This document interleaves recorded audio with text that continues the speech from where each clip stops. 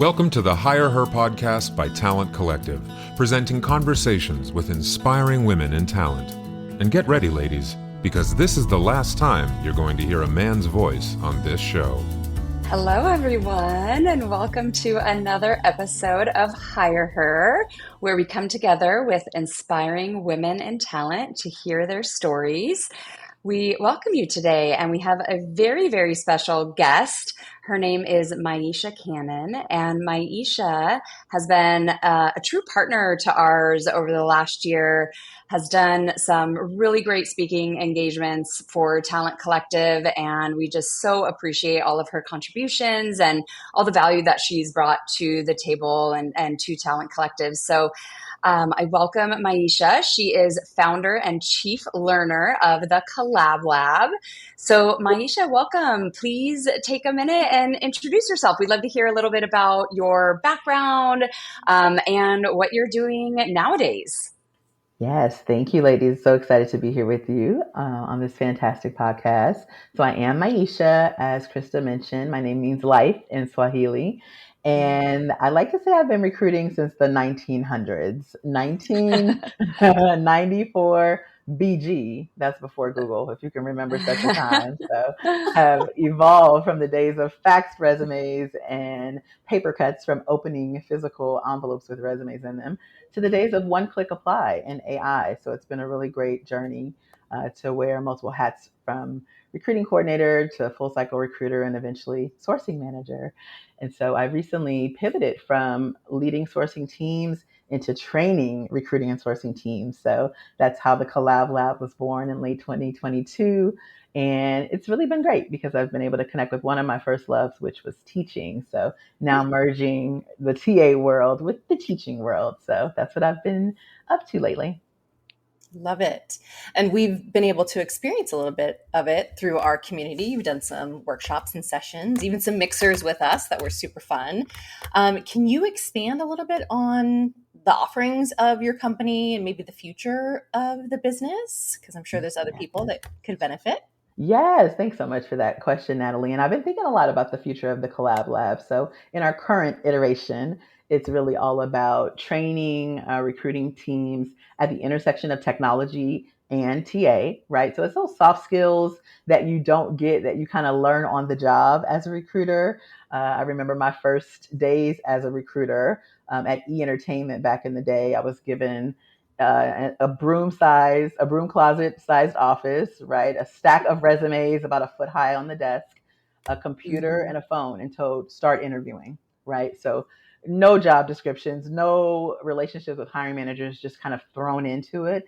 And I found that over the years, that's how most of us are trained. So the Collab Lab is really here to be a much more intentional way of not only training new recruiters, but retraining some of our industry vets, right? Who have been doing it a long way, but really never had a playbook for best practices. So that's really what I'm focused on in this current state, is the live facilitated virtual learning. But I hope to eventually build the Collab Lab out to eventually being something more scalable with a product, maybe a tech product, in addition to the live learning. So still in the lab on that one with my assistant GPT-sha. So I'll get back to you on that. No pun intended. Oh, that's so great. The glory days of recruiting. We've been reflecting on that a lot. The days of paper before we all went digital, right? Amazing. Well, thank you for that. Thanks for sharing more about your offering. And like Natalie said, we've had the blessing of being able to experience some of that. So thank you so much. And talk to us a little bit about in your recruiting career and your L&D career, who or what is one person or thing that has really helped elevate you? Maybe it's a really specific person, could be a woman or a man, that has empowered you, or there might be some like tools and resources, something like that has really helped elevate you in your career. Yeah, that's a great question. I think one of my earliest inspirations that has stuck with me even to this day, as I kind of continue to re-evolve or rediscover myself as a TA professional, is a woman named Jaleesa Hazard. And she was the director of the internship program that I started in high school that first exposed me to the world of human resources. And back then it wasn't even TA. We were called personnel back then, right? Mm. But it was her guidance as the director of that program that gave teenagers from the inner city of South Central Los Angeles, where I was from, an opportunity to get bused across town to the entertainment industry in Beverly Hills and Santa Monica and work in entertainment corporate positions. So I was able to work in HR, that first summer as a floater, as an 11th grade student, and was exposed to so much that, I didn't know was possible. My mom and grandmother and people before me had never worked in corporate spaces. So I think that opportunity through Jaleesa's organization just really planted a seed for a possibility that I've always gone back to over the years when I kind of, as we all do, hit a brick wall or get burnt out or try to reinvent ourselves. So yeah, thanks to Jaleesa for all that she poured into me in those early days. Hey there, I'm Tim Boris, host of the Working Well podcast, where business strategy meets human sustainability. If you're an executive, a leader, or change maker ready to ditch burnout, build thriving teams, and drive real results, this is your next must listen. Tune in on the Work Defined Network or at timboris.com/podcast. We always, are curious about anyone that you find empowering in the industry, but I want to flip this one actually, because you are in a teaching capacity these days. Like, do you have any success story of somebody that's gone through your training or that you had managed in the past that you're like, you know what, I actually saw a significant difference in this person from the time that I started with them to, maybe when your relationship parted ways or whatnot, but some story of how you empowered some other woman in recruiting? Yeah, that's such a good question. It's funny. The example that's coming to mind is of a male student that I had in one of my Maven courses last year.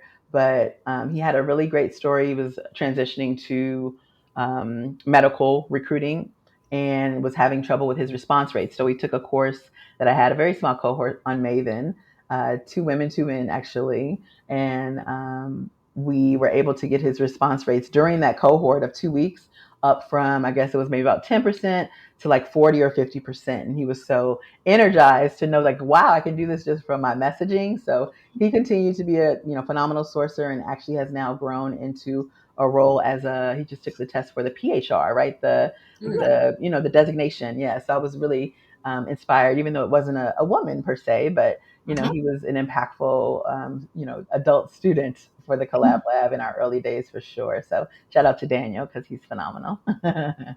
You were the inspiring, empowering one. Yeah, we flipped the script on that one. Yeah.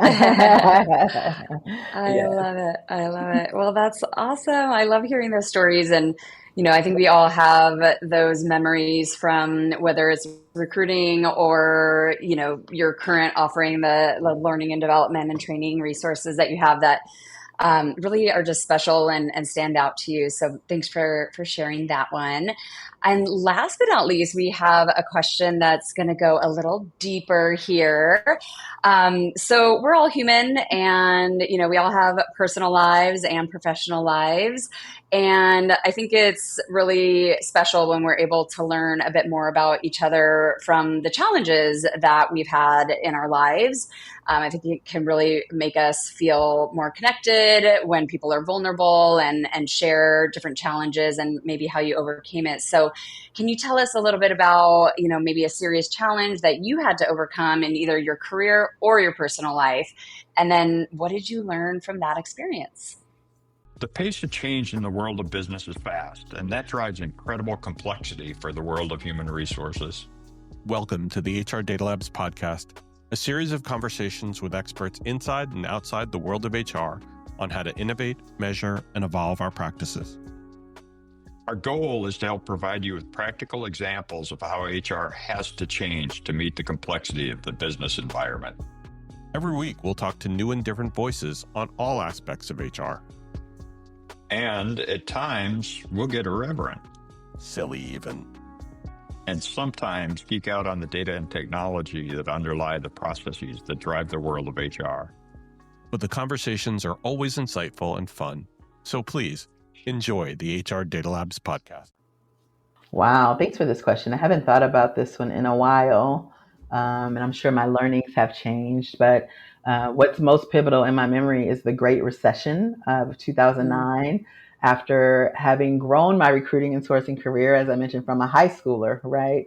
By 2009, I had been in recruiting at least a decade and thought I was on an upward trajectory. But in came the Great Recession. And so I was laid off in 2009 and not only lost the two jobs that I had because I was working two jobs remotely during mm. those days, and that's funny. That was ahead of the time before pandemic, so You that was sure I were, was an yeah. innovator, like a part time one, sourcing for like a boutique and then the full time role. But lost those jobs and lost my home. Right, so Mhm, foreclosed on my home, like many people in Southern California and in Riverside County had to do at that time. And so that was a really tough period, feeling like everything I had worked for from a high schooler, being ambitious to then it had kind of been stunted. So I couldn't find work in the US. And so mm, I dropped everything. I actually moved to South Korea to teach English mm, for a year and a half. And I certainly thought my career was over. Like I thought everything in recruiting was done. I was trying to figure out like what do I do when I go back? But as life would have it, right? It's never as bad as you think. And when I came back, I actually kind of started this new era of my career where I was working for my bucket list companies. I got hired at Google as a sourcer, ended up working for LinkedIn, which is one of my dream companies. And so it's always amazing to me how like life after that like very low moment of mm, being unemployed, having to walk away from a career, and even really getting reestablished. How I thought there was no future, but how the future was brighter on the other side. mhm, And those experiences led to me speaking at SourceCon, and all those experiences led to me even being here, right, and being active in the community and doing what I can to share what I've learned. So yeah, really interesting series of events. And I think mhm, what I learned is that failure is never final, right? You can always take a break, recharge, reset, seek advice from those in your circle, and then pick it up and continue on, right? Even with a little bit of strength, right? The job search can be so strenuous, right? But that experience of being a recruiter, now on the other side of the interview desk, right? It really, I mhm. think, sharpened some empathy in me for job seekers that I tapped into a lot more on the other side of that experience. So yeah, good. I can talk about it now without crying, but there was a period, right? You catch me in the 2011 era where it was just too fresh to even talk Yes. about. Yep. But yeah, that was a really hard time to lose everything and then have to rebuild. But it's Yeah. all good. Yeah. Thank Well, you. thank you. Thanks for sharing. Of course. Of course. Amazing, vulnerable story. I'm sure someone out there is going through something similar right now. Well, Maisha, thank you so much for joining us. It's always a pleasure to spend time with you. How can people find you? Of course, on LinkedIn, but I'm sure many people are going to want to know about your courses. We'll link it in the excuse me, the show notes. But where can they best find you? Connect with you?